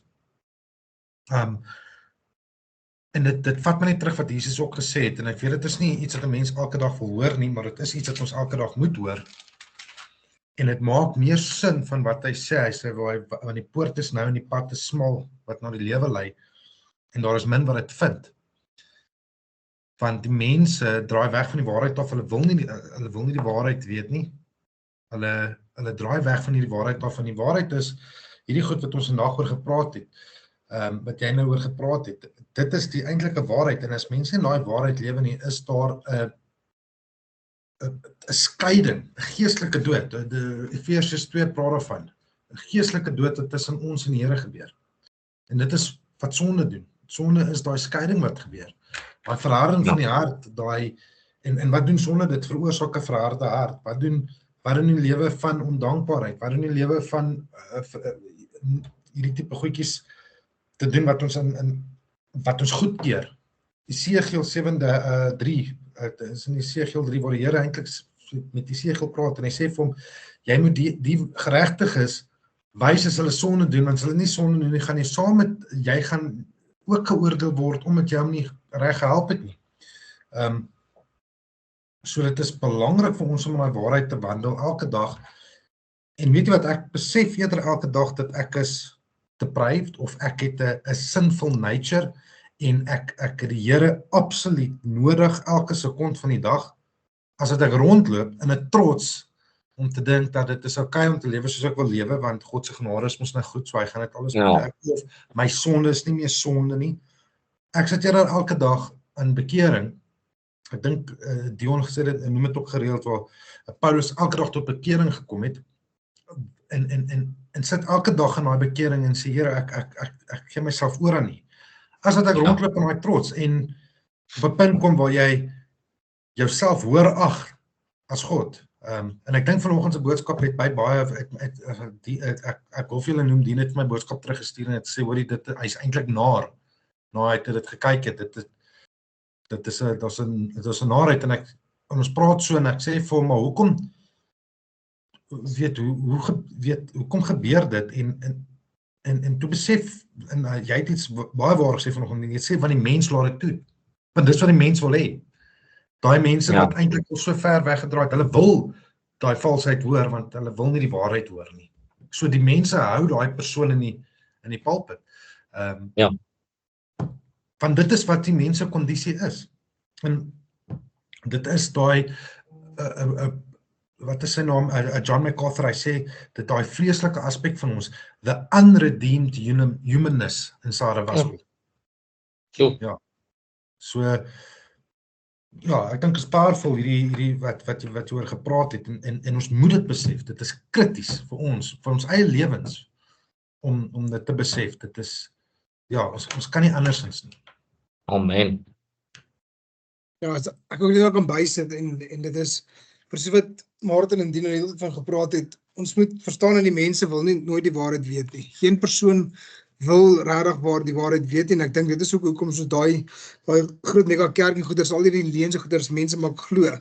Want op die einde van die dag is onthou, dit is om die waarheid toe te gooi, is half en half vir elke persoon beter. Dit is makliker om ander mense te blameer vir jou foute, en it's easier to stay a prisoner than to be free, dat ek het so stel. Ek gaan vra vir enige persoon wat vir 20 jaar toegesit is in die tronk, as jy vir hom sê, jy is môre vry om te gaan loop in die wêreld, hy is vreesbevang, hy sê, maar wat gaan ek doen, wat gaan ek eet, waar gaan ek slaap, dit is om nie werk te verloor, hy weet nie wat om met homself te doen nie, en dit is presies wat die founders wil hê, en ek het hierdie volgende, dit is so klein, ek weet nie wie dit presies het gesê nie, maar hulle sê die volgende, hulle sê, prisoners mistake shadows for reality. So in other words, they mistaken the shadows as a reality. En dit is dink hulle met dink aan 'n kort storie te gehoor het, die eendag wat die ou gesê het, en sy het gesê, maar hoor, jy's in die tronksel, en jou eie gedagtes is jy in die tronksel. Daarom wil die mense in Romeine weet, en jy wil nie die waarheid van die sonde weet nie, want dit gaan jou vrymaak. Hy sê, maar jy is in 'n tronksel, nou imagine yourself sit in 'n tronksel en dit is gemaklik. Jy sit met 'n bank, jy het 'n TV, waar vandag se tronke is ons maar meer soos 'n hotel in 'n geval. Maar imagine yourself, jy sit binne in die tronksel en dit is vir jou gemaklik. Jy kry kos, jy hoef nie te worry oor môre wat gaan jy eet, jy kry 3 keer 'n dag kos. Daar is vir jou TV, daar is vir jou alles wat jy nodig het om net 'n luiaard te wees, verstaan? En die tronk se sel, die deure staan oop, maar jy wil nie weggaan. Want die deure is oop. Tot op 'n dag wat jy sien, dit is waar hierdie vir my gerema het, dit is prisoners mistake and shadows for reality. So op 'n tyd gaan dit kom dat daai deur gaan toegaan. Dan kom jy agter, ou shucks, ek is actually in die tronk want die deur is nou toe. Dan kom jy agter ek is in die tronk want dan is die tyd te laat. En dit is dieselfde wat mense met Romeine met sonde doen. Hulle probeer hulle self vergemaklik in hulle sonde om te sê nee, wat ons het baie tyd, diener het dan nou genoem. Dat is hulle dink hulle daai laaste 5 minute van ek gaan nou die 5 minute gou vinnig gee om my hartvrede te gee. Want die woord van God sê gee jou hart vir God en jy sal vir ewig gered word. Dan dink hulle ek het genoeg tyd. Ek sê dit baie ook. The enemy wants you to think that you've got time. Die grootste leuen wat die vyand het teen ons is om te sê dat jy tyd het. Ons het nie tyd nie. Ons het nie tyd om gemaklik te raak in ons tronksel nie. Ons het nie tyd om gemaklik te raak om nie die woord van God te werklikheid te gaan lees nie. Daarom is Romeine een van die belangrikste boeke wat ons moet deeglik gaan deurgaan en gaan seker wees dat dit wat God vir ons vermaan, dat ons by dit bly. Dat ons die waarheid weet, because the truth will set you free at the end of the day. En ons moet onthou dit is the soul recollects the truths that it already carries without die siel ken die waarheid. Ja. So ons gees is God geaard, dit ken die waarheid, dit soek na waarhede en die waarhede kom gewoonlik met vrae. Dit is hoekom ons mense aanmoedig om vrae te vra, because the soul will look for the truths that it already knows. Die waarhede wat jou gees al reeds weet, soek hy na, en dit is hoekom die wêreld nie daai leemte binne elke persoon kan vul nie. Dit kan net die gees van God wees, want daar's 'n leemte wat hulle soek na die waarheid, en net God, net die waarheid, kan dit vir hulle gee. En julle weet so goed as ek weet, dit is, as jy soek na iets, ek praat nie van 'n materialistiese ding, gaan soek vir 'n pen of iets nie, maar as jy soek vir waarheid, as jy gaan soek vir antwoorde, die beste manier om te gaan is om terug te gaan staan na boeke toe, jouself te verryk met kennis, en dis ek wel, dit is actually wat dit beteken, en dit gebeur deur vrae. It happens through questioning. Ek vir een leer deur baie vrae vra. 100%. That's my 2 cents. Amen.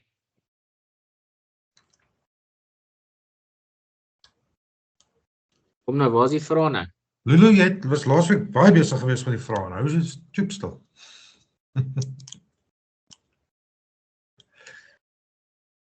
Ja, ek sien almal is stoepstil. Okay, daar so is ietsie. Ekskuus, ek het gesukkel op my foon. Daar is hy. Ek het nie hierdie week meer so baie vrae nie. Ek het nie tyd gehad om al my vrae neer te skryf nie, en ek vergeet hulle, so ek moet hulle neerskryf. Nee, Kan jy nie 100%. eers een onthou? Onthou net een. Try net een onthou. Hoekom is Maarten verblind en Adeom so bles? Ek weet dit. So al die kennis. Sê gras groei nie op 'n besige pad nie. Nou, julle gedagtes is all over the show. Julle moet ook julle gedagtes in toom kry. Ja, nee, jy sien. Lulu, is daar niks by jou aan jou kant nie. Hein? Ons het nou gepraat, of jy het nou gepraat van elkeen het sy tyd, so die Here gaan weer terugkom en ons weet nie wat se dag in die tyd nie. Is dit 'n kollektiewe tyd, of is dit elke persoon het sy eie tyd? Elke persoon het sy eie tyd. As die byvoorbeeld, kom ek so sê, as die Here voor die tyd kom, byvoorbeeld sê die Jesus se tweede koms gebeur môre, dan het ons almal een kollektiewe tyd. Wat kinders van die Here is, dan gaan ons almal om tegemoet gaan in die lig. Die Bybel sê eers sal die dode in Christus eerste opstaan, en dan sal hulle wat lewe en oorbly saam met die dode in hulle verheerlikte liggame, sal die grafte sal oopbars, die see sal sy dode opgee, en dan sal ons met ons verheerlikte liggame almal kollektief verheerlikte liggame op dieselfde tyd kry. Maar elke mens voor die tweede koms van die Here het want ons weet nie wanneer dit is nie, so ons moet aanneem dat ons elkeen 'n individuele tyd het. Ons moet dit so sien. ons almal verwag die tweede koms van die Here, ons kyk uit daarvoor, ons weet die Here gaan weer kom. Daar's 'n ou Pinksterliedjie wat sê ek weet my Jesus kom weer. Hy kom om sy kinders te kom haal. Hy kom met sy loon as hy kom en ons omkroon. Ek weet my Jesus kom weer. So ons weet hy kom weer. En ons weet ons gaan verheerlikte liggame weer. En dit is die ouens wat nog lewe in daai tyd wanneer Jesus terugkom, en om tegemoet gaan in die lig saam met die dooies, wat eerste sal opstaan, dit sal wonderlik wees, maar as daai tyd is die Here vertoef om te kom, het ons individuele tyd, 'n tyd van, die Bybel sê, daar's 'n tyd om gebore te word, en daar is 'n tyd om te sterf, en dit is die boek van Prediker wat dit sê, en hy's duidelik daaroor dat alles in die lewe het 'n tyd, en ek weet nie wanneer is jou tyd nie, ek weet nie wanneer is my tyd nie. Maar as die Here ons genadig is en hy kom môre, prys die Here, dan het ons almal dieselfde tyd. Maar as dit nie so is nie, gaan ons almal individuele tye hê wat ons sterf. As dit jou vraag beantwoord. Ja, dit doen. So wanneer ons doodgaan,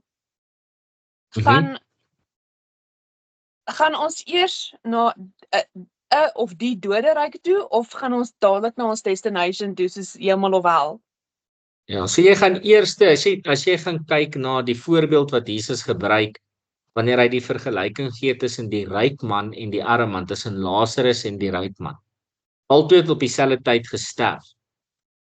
En daar's twee plekke waar jy heen gaan. Daar is, kyk, die plek van pyniging, Hades, hel, is 'n plek van pyniging vir al diegene wat Jesus verwerp het. As jy sterf, word jy daar wakker. Die ryk man het sy oë, sê Jesus, oopgemaak in die vlam, onmiddellik. En hy het gekyk oor 'n groot kloof. Nou, ons moet verstaan dat hierdie is, Jesus probeer iets verduidelik, en hy probeer iets aan die mense duidelik maak om te verstaan dat as jy sterf, dat jy gaan na twee verskillende plekke toe, en die ryk en die arme man Lazarus het sy oë oopgemaak, en hy was in die boesem van Abraham. En die Bybel sê daar was 'n groot kloof tussen die twee, sodat die een nie na die ander een se kant toe kan gaan nie. Jy weet, hulle was totaal en al geskei, maar elkeen was bewus van hulle toestand in die ewigheid. So daar's 'n tyd, daar's 'n plek van bewaring wat ons intussen heen gaan. Dit word genoem die paradys. Dis 'n hele teaching op sy eie, maar jy moet net gerus wees dat as jy kind van die Here is, dit is 'n temporary, kan ek maar sê, waar ons temporary in die hemel, ons noem dit hemel, want dis in die teenwoordigheid van die Here. As jy kind van die Here is en jy sterf, maak jy oop, of in die teenwoordigheid van die Here, of in die plek van smart en pyniging, in die vlam. En dan is daar eendag, is daar die van vuur, die poel van vuur, waarin die duiwel en al die gevalle engele, en al die duiwelse kinders, en al die mense wat teen die evangelie was en Jesus verwerp het, almal sal in daai vuur gelyktydig brand op. Maar op hierdie oomblik is ons nou, as ons praat van die hel, gaan ons na 'n plek van pyniging toe, as ons nie in die Here Jesus glo nie, maar as ons ware geloof in Jesus Christus het, gaan ons in die teenwoordigheid van die Here in. En daar's baie voorbeelde, veral in die boek van Openbaring, waar dit praat van die heiliges wat voor die troon van God is, wat gesterf het, en die Bybel sê in die groot verdrukking, en dan roep hulle uit, Here, hoe lank voor U nie ons bloed wreek oor die inwoners van die aarde, wat ons so wreedaardig doodgemaak het nie.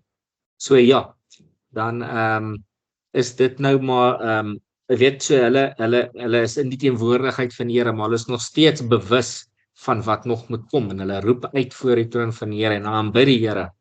So ja, dit is 'n groot ding, maar as ek probeer dit so in 'n nutshell vir jou gee, Lulu, laat jy net kan weet, jy gaan twee plekke toe. En al twee plekke is temporary, die plek van pyniging is temporary vir daai mense, daar gaan eendag nog 'n finale oordeel wees, waar hulle in die put van vuur gegooi gaan word. En dan is daar eendag wat die Bybel sê die Here, wanneer die Here terugkom, dan gaan hy 'n nuwe hemel en 'n nuwe aarde skep. 'n Nuwe hemel en 'n nuwe aarde. Hoe dit gaan lyk, weet ek nie, maar die Bybel sê waarin net geregtigheid gaan woon, wat net perfek gaan wees altyd deur. So ek kan nie vir jou presies sê hoe dit gaan wees nie. Dit is een van die redes, die Bybel noem dit as 'n anker vir ons siel. Dit is iets wat vir ons uitkyk, is iets ek dink dis iets om voor te leef. Ek dink dit is think it's worth the sacrifice. Ja. Ek Baie dankie. net te add, Lulu, baie mense glo in geeste en spooke en so aan. Nee, it can't be, because you are either in Hades of jy is klaar by die Here. Ja. So baie mense, ek onthou kyk net was daar die ou wat nou so komstig, weet 'n groot Christenman was en hy het gepraat met jou ouma en alles. En daar is mense maar dit is dis demoniese goedjies dat hulle mee, dit is nie, as jy dood. Jy kan nie met die dood praat nie. Die Bybel sê dit spesifiek, jy kan nie met die dood praat nie. En hy sê jy moet nie met spiritisme en al daai goeters te doen hê en met spirits praat nie, want dis alles demoniese goedjies. En so jy moet baie versigtig wees. En dis hoekom jy of African cultures, hulle glo mos in spiritism en die voorvaders en jy weet, dis hulle wat jou judge en al sulke goed en jou goedjies doen. So nee, die woord van God is baie duidelik op dit. Jy gaan, soos wat Dien reg gesê het, jy is of in Hades en dan later van tyd met die finale judgment is jy in die lake of fire, of jy is in die omgewing van Jesus of in die koninkryk van die hemel, as ek dit so kan stel, en dan kom maar 'n nuwe hemel en 'n nuwe aarde. Waar daar geen sonde en pyn en lyding en daai tipe goedjies is in 'n geval nie. So jy's nie meer op die aarde nie, jy wandel, jy vlieg nie rond soos Casper the Ghost nie. Ja, Soos wat jy nou gesê het van, ekskuus. Nee, praat Lily. Soos wat jy nou gesê het van, daar's nie geeste en spooke en what not nie, en I get it, ek glo nog altyd daaraan dat daar's nie sulke goed nie, as jy dood is, daar's nie sulke tipe dinge nie, maar, as jy nou kyk na drome, as jy droom van iemand wat dood is dit in dieselfde manier, of is dit, hoe vat jy so 'n droom aan? Is dit nog steeds soos 'n geestelike, of 'n spookerige storie, of is dit, ek weet nie hoe om dit te interpreteer nie. Ek dink eerlikwaar, en dit is iets wat 'n ou elkeen individueel moet oorbid as daai drome kom en die Here vra om vir jou dit te openbaar wat dit is. Baie keer, ons moet verstaan, baie keer is dit net iets wat in jou subconscious mind was en wat jy oordroom. Dit is, ek dink baie keer die geval, en ek het vandag snaaks nog met iemand hierdie gesprek ook gehad, dat miskien dit net meer subconsciously was. Ons moet nie te veel inkyk na elke droom en elke prentjie om te dink dis een of ander sign van die Here af nie. As jy voel en 'n oortuiging het dat dit iets beteken, praat met die Here daaroor, wees in die woord van God en vra vir oortuiging in daai opsig en wag vir die Here om jou te antwoord. Ek kan nie vir jou sê nie. Ons weet met drome, ons sien Daniel het 'n drome geïnterpreteer en al daai goedjies, maar nie elke droom is iets van die Here af, of jy weet, so iets, baie keer is dit ook net subconsciously. Dit is maar die beste hoe ek dit kan antwoord. Ek het ook al drome gehad waar ek sterk oortuig was, die Here het met my gepraat in daai droom. Maar dan het ek dit gaan toets in die skrif en dit was, ek het in die skrif raak gelees en besef, okay, dit is, ek glo en vertrou aan die Here af. Baie ander kere het ek ook gegaan en dan was dit net my eie gedagtes gewees. So, ek dink dit is maar iets wat jy vir jouself met die Here moet uitsorteer. Dit is baie moeilik om te sê elke droom wat dit sou wees. Ja, nee, dit is hoekom ons bly by die skrif, Lulu. Ons bly by die woord. Want hoe meet ek dit? Ja. As iemand na my toe kom en vir my sê die Here het met hulle gepraat, hoe weet ek? Verstaan jy? Ek weet wat die woord sê. En ek meet alles aan die woord. Dis hoekom die Bybel sê toets die geeste. Dit beteken toets die persone, die ouens wat preek of whatever, en deur die woord en om te kyk of dit die waarheid is of nie, en so moet jy jouself ook toets.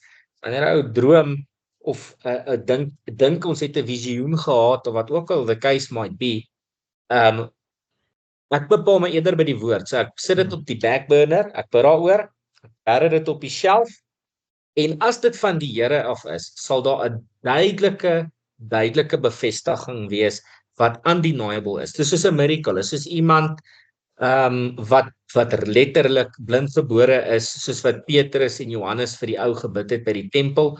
Hy was van 'n kind af blindgebore. Almal het hom geken, hy's blind. Sy hele lewe is hy blind. En toe hulle vir hom bid, dis dit 'n wonderwerk. En hulle sê hulle goud en silwer het ons nie vir om vir jou te gee nie, maar wat ons het gee ons vir jou in die naam van die Here Jesus Christus. En die Here het daai ou se oë aangeraak. Dit was undeniable. Ek het al myself al 'n fair share gehad van goed wat geestelik is of weet dat ek gedink het as 'n gees of wat ook al. En weet jy wat, net toe ek ophou afslaan op dit en ophou afslaan op al daai goed, toe die vyand ook nie meer 'n way om my daardeur besig te hou met goede nie. Jy weet, so ek bepaal my as ek 'n droom kry nou en dan sal ek 'n droom kry. Julle sal nooit hoor ek praat van drome of iets van die verhoog af ooit nie. Want ek moet as dit van God af is, sal dit in elk geval gebeur. En as dit nie van die Here af is nie, net nou sê ek iets, net nou sê ek iets van droom en dan is dit nie van die Here af nie en dan gebeur dit nooit nie, dan wat dan? Kom ons kyk wat het met daai sanger gebeur. Dit is presies dit. Hy het 'n droom gehad. Hy was oortuig. En hy was oortuig van die droom gewees, maar die ding is hy het dit nie gaan toets in die woord soos dit hy moes nie. Hy het in feite gedink die droom is belangriker as die woord, want die woord sê niemand weet nie, eens die seun weet nie, hier of die tyd nie. So jy weet hy het die hele skrif omgedraai oor hierdie droom want hy was so oortuig want ek glo met alle oortuiging dat hy wou hê dit moes so wees. Ja. Hierdie dag. En ek dink wat baie keer gebeur is, ons dink dit is van die Here af, of ons dink dit is iets soos dit, omdat ons dit graag so wil hê, en dan oortuig ons onsself, dat hierdie is van die Here af, en dan was dit nie. Ja. Dit gebeur by soveel Christene, en dit is daar waar jy die onderskeiding moet tref, om te weet, oor die, gaan toets dit in die woord, en in gebed. Want mense is baie sterk, en mense se selfishness, tree baie keer in om te sê, dit moet so wees, want jy weet, dit is ietsie wat jy graag wil hê, dit moet so wees. En dan is dit nie noodwendig wat die Here vir jou beplan het nie. Of van die Here af nie. Ja, uit persoonlike ervaring kan ek vir sê, 100%, wel, kan ek sê 80% van die tyd, wanneer iets met my lewe gebeur, is dit heeltemal die teenoorgestelde wat ek wou gehad het, en die Here het my altyd in 'n rigting gevat wat ek die minste sou dink. Voorsiening het altyd gekom uit 'n punt uit wat ek nooit sou dink dit sal dui, weet sulke goed. So hier en daar het ek al 'n droom gehad en dan op 'n einde van die dag na 'n lang tyd het dit gebeur soos wat die droom, maar dit kan ook net 'n geval wees van toeval. So ek wil nie te veel in dit insien. Ek sê nie dat drome gebeur nie en dat die Here nie met mense kan praat deur gedrome en gesigte nie, die Bybel praat daarvan. Maar as dit van die Here af is, jou verantwoordelikheid is om 100%, 300%, 600%, 1000% seker te maak en bevestiging op bevestiging te kry. Daai velletjie maar uitgooi. Maak nie saak hoeveel keer nie om seker te maak dat dit wat jy gedroom het van die Here af is, dit wat jy gesien het, whatever the case might be. 100%. Baie dankie. Is net 'n plesier. Nou, ons nou ander mense daar, maar niemand het vra nie. Maar ons is ook nou maar net, is nou maar net ons hier. Dis gewoonlik. Een of Dis twee ook nou maar net ons hier. lyk my. Ja, so. Dit is ek weet nie, anders het ek gesien wat dalk 'n vraag kan is Karen, maar ek weet nie. Dan die raadjie kan vir ons actually help met die drome ook. Ja. En die Johanna, sorry. Johanna, Ja, goeienaand. Wat sê?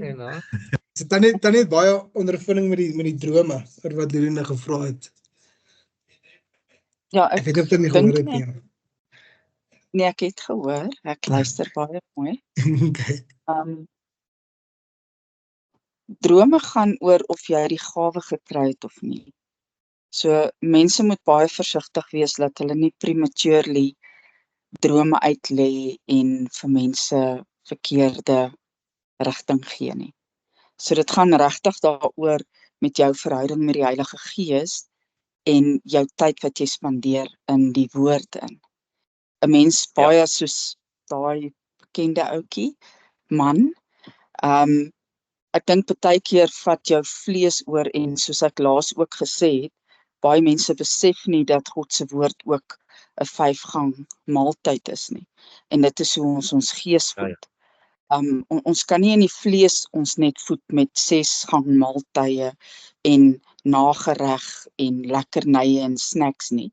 'n Mens moet besef, as jy waarlik in God se woord instap, moet jy eintlik besef dat jy daai lekkernye en die snacks en al daai goeders in God se woord ook het. So 'n mens moet baie fyn en soos die pastoor gesê het, Leani, ek kan nou nie jou naam onthou nie, ekskuus pastoor. Dien. Jy moet nie sê pastoor nie, sê net dien.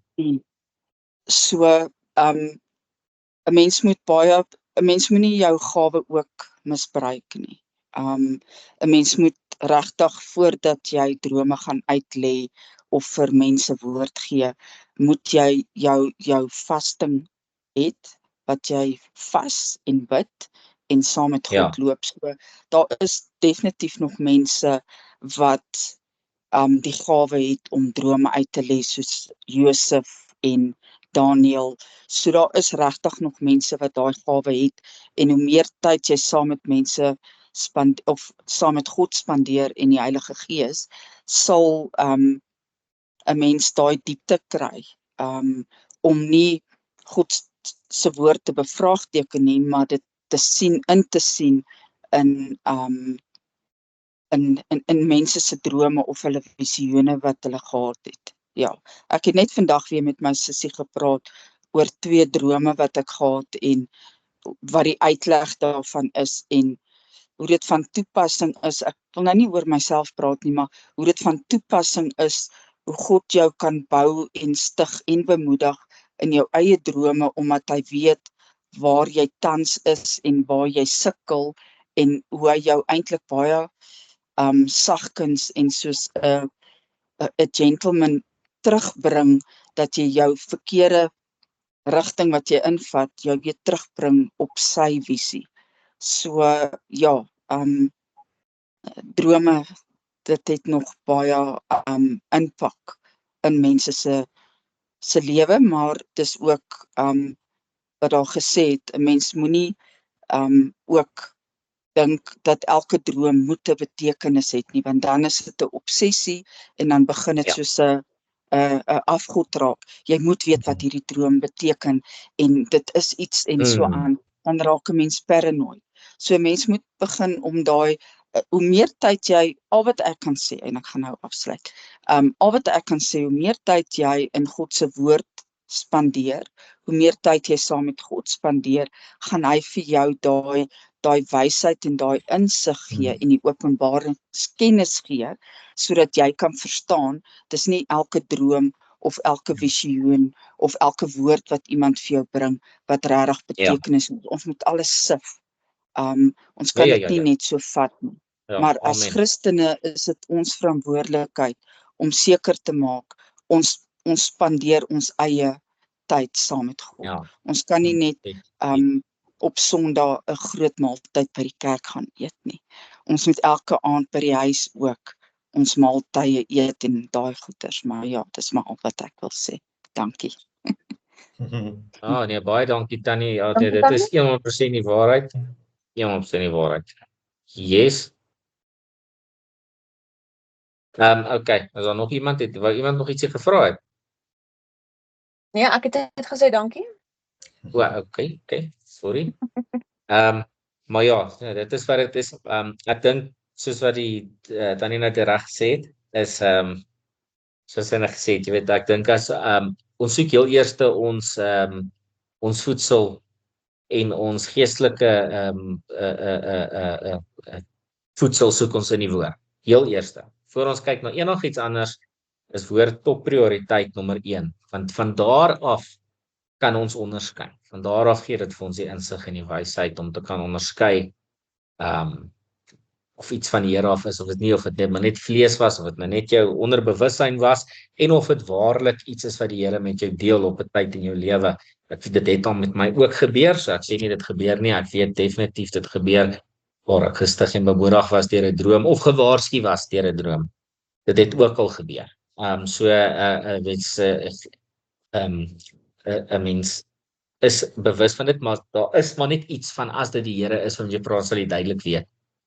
Daar's nie 'n wonder oor dit ook nie. Daar sal dit sal uitstaan. Ek droom baie, maar ek vergeet meeste van die drome. So as ek 'n droom onthou, dan gewoonlik dan staan dit dan staan dit vir my maar net persoonlikheid. As ek 'n droom kan, en dit is so vivid en 'n mens onthou elke detail, 'n mens onthou die woorde en die gesprekke en jy onthou die fynste detail van 'n droom, dan is dit baie keer so nice. Al is dit nou nie miskien 'n iets wat die Here wat jy wil deel, is net nice om baie keer net 'n droom te onthou.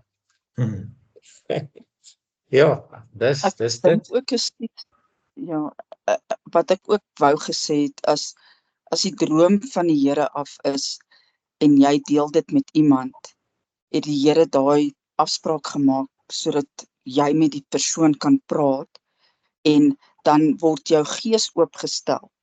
As jy dalk 'n woord kry van die Heilige Gees, dan word daai persoon se gees oopgestel om daai woord dan te vat. Maar dit moet aan die woord van God gebind wees. Alles, 'n mens kan nie dinge met die wêreldse goeders vergelyk in 'n sin om vir iemand woord te gee nie. Dit moet uit die woord van God uitkom. 100%. So ja. Amen. Amen. Al sê. Okay, julle, so ek dink ons is nou op die einde van vanaand se woordskool. Dankie vir almal. Hein, gaan jy vir ons afsluit? So ek het net so 'n vraag gehad van daai hier vir myself in my kop. Ja. Kyk, bid is nie vir my moeilik as ek dit vir myself doen nie. Ja, Maar nee, ek moet sê. ek sit met daai ding van om dit hardop te doen, al is ek alleen, is moeilik. En Ja. as al mense saam is dit nog erger. So Ja. dis ek weet nie, Nee, ek het broer. al Ek terg jou net. nee, terg ek jou weet, net. maar ek sit die hele tyd alleen en vra vir myself, jy weet, waar kan mens okay, jy moet die Here self vra vir daai antwoord, maar Dit is iets ek kan onthou, baie keer net 'n mens, almal het die gawe gekry om te bid. Almal het die genade van die Here gekry om te bid. Soos ek het 'n gawe gekry om te sing, maar vir sê dit lank gevat vir my om met selfvertroue te kan sing voor mense. ek dink dis die grootste. En dit is al wat dit is dit kom maar met tyd. En as ek alleen is by die huis, dan bid ek nie hard nie. Ek loop hier rond soos ander pastore, jy weet, gewoon. Ek weet die Bybel sê gaan nie jou binnekamer toe, maak toe die deur en praat met die Here in die verborgene. Hy sê hy verwys na die Gees van die Here as die Here met jou praat, is die stil sagte stem. Is nie jy weet, ons bid in die kerk, bid ons vir mekaar hard en ons bid loud want ons wil mekaar stig en ons wil vir mekaar bid, dan moet ons mekaar hoor. Dis al hoe ons dit ons kan help. Ons kyk vir mekaar, ons is nie telepathic. Kyk vir mekaar in die oë. En ek dink my gebed, jy moet dit op nou dink, ons is nie so geestelik nie. So ons moet mekaar hard bid in die sin van die woord, maar as dit kom by jou vrymoedigheid om te bid, is dit maar net iets wat tyd vir dat op die reg. En as dit ook nooit gebeur nie, is dit ook so. Dis fyn. As jy ook nooit gemaklik voel om voor mense te bid nie, is dit ook okay. Dis nie moet nie. Dis ook fyn. Ek sê die ding het waar dit inkom is, so ons het eendag was ons op 'n disciple drive gewees. En jy weet jy kry daai agter hier in jou wat jy altyd sê, hoor hierso, bid vir die persoon, maar dan staan dit daar vas van yes, ek kan nie so voor mense nie. So dan ja, dit pla mense na die tyd want Okay, so dan is dit die Heilige Gees wat jou eintlik oortuig en jou lei om vir ander mense te bid. So dan gaan ek vir jou sê as jy ongehoorsaam aan die Gees van die Here raai. Want nee, ek jy moet verstaan daai. hy wil vir hy druk jou in 'n rigting. Miskien vra ek jou vanaand om te bid want hy wil jou herinner. Ek maak 'n joke. Ek weet mos nou ek gaan jou op die spot sit. So jy weet mos hoe ons by ons kerk. Ons sit mekaar op die spot en praat met nonsens en whatever. Maar dan is dit miskien die Gees van die Here wat eintlik besig is om jou te lei om vir mense te bid. En jy moet miskien net begin en al is dit net op 'n klein maat vir iemand alleen, waar ook al, whatever the case might be, maar net miskien jouself oopmaak vir daai klein treetjies. As dit vir jou weet vir Lulu te bid. Wat ook al dit mag wees, julle vir mekaar bid. Want dit is ook iets wat jy oefen. Dit is ook soos 'n spier, jy moet hom oefen. Gebed is ook iets wat 'n mens moet oefen. Weet om reg te bid. So as jy gevoel het jy moet vir iemand bid, ja, jy doen dit nie. Nee, dan moet jy begin luister, broer. En jy moet jy nou onthou, gebed kan simpel wees. Ja, Dit hoef eenvoudig. nie die hoogste woorde te wees en die mooiste woorde nie. 'n Gebed moet uit jou hart uitkom en dit moet net van die hart af wees. So jy weet, ek het al gesien waar mense uit die hart uitbid en hulle sê 10 woorde max. Here help ons. Amen. En dit was so powerful in daai oomblik dat jy wat 10 minute lank gebid het, gebed was rehearsed. En dan is dit van it was not as powerful as net daai Here help ons in ons tyd van nood nie, né? So gebed moet net kom van 'n plek diep in jou hart af. Ek het met dit gesukkel, selfs toe ek begin het in die bediening saam met julle, het die vra vir Melissa, ek mind om voor mense te gepreek het nie. Ek was nie so bang of enigiets nie, maar toe as ek moes bid, was ek bietjie nervous in die begin. Maar jy weet, want jy's bang, jy sê iets wat jy nie moet sê nie, maar as jy laat die Gees jou lei in 'n geval, as jy net weet in daai oomblik net oorgee aan die Here in jou gebed, dit sal uitkom soos dit moet. En ja, hou dit simpel. Moet dit nie overcomplicate nie. Ja, Laat dit uit. Ek het dit getraai overcomplicate. Ek het al verdien gesê ek het al in die middel van gebed, dan stop ek in my kamer in die middel van 'n gebed en sê ek, Here, ek's jammer want nou is ek besig om te probeer kopie wat iemand anders doen. Ek's jammer, ek is besig om te bid, maar ek dit fake. Net so ja, dit so mense kan baie vanaand bid en dan as jy weet jy net jy al 5 minute gepraat en jy kan self nie onthou wat jy gebid het. 100%. Just stop dit en wees net normaal en realisties met die Here en eerlik. 100%.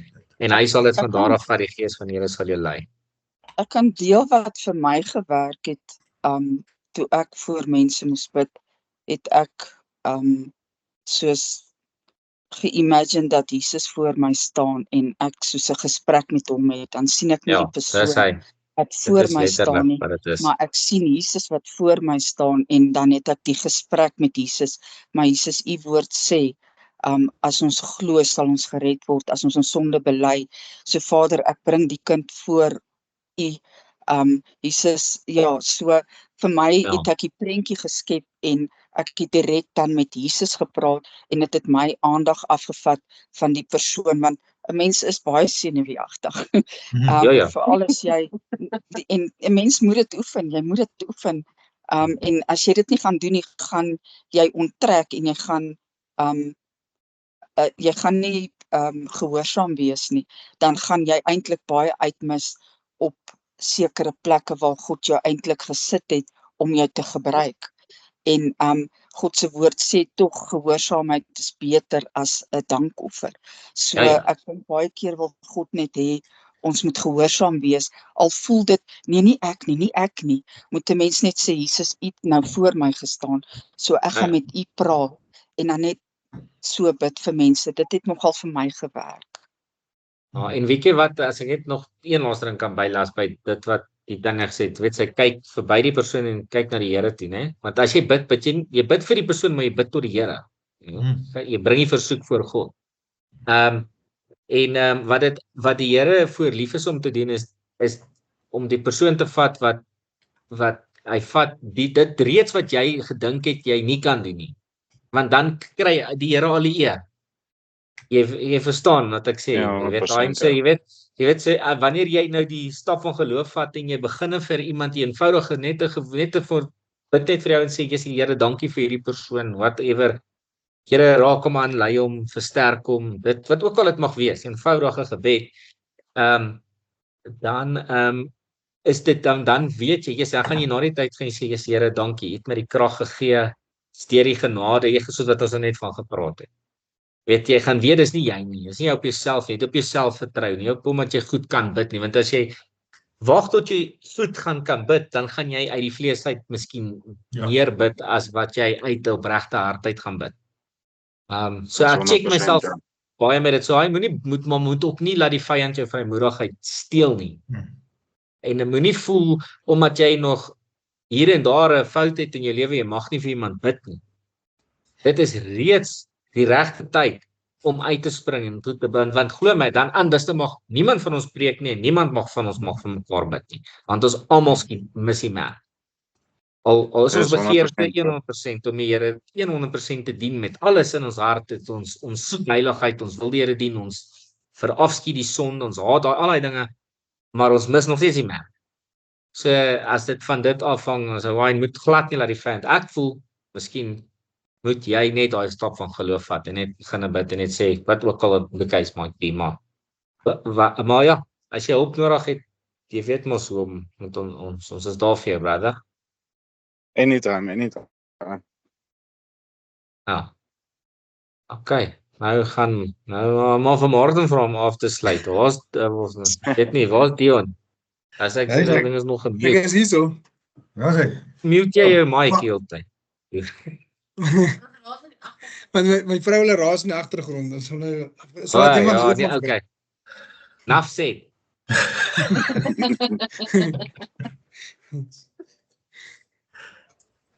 Vrouens en kinders. Ja, ons los dit daar. Okay. Ja, ek speel wat het. Ek is okay. Daar sê maar. Okay, kom ons sluit die oë. Amen. Here, ons wil net U dankie sê vanaand, liewe Here.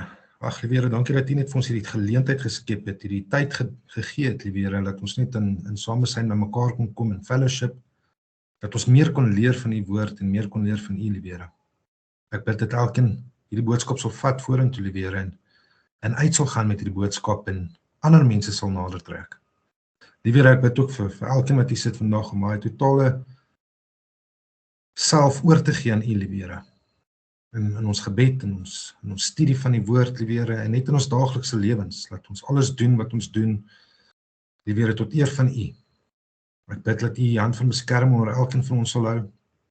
Liewe Here, ons pleit elkeen onder die kosbare bloed van Christus in. Liewe Here, ons bid dit nie in enigstens 'n verdienste nie, maar alleenlik omdat U genade so goed is, liewe Here. Ons bid dit in die magtige naam van Jesus Christus. Amen.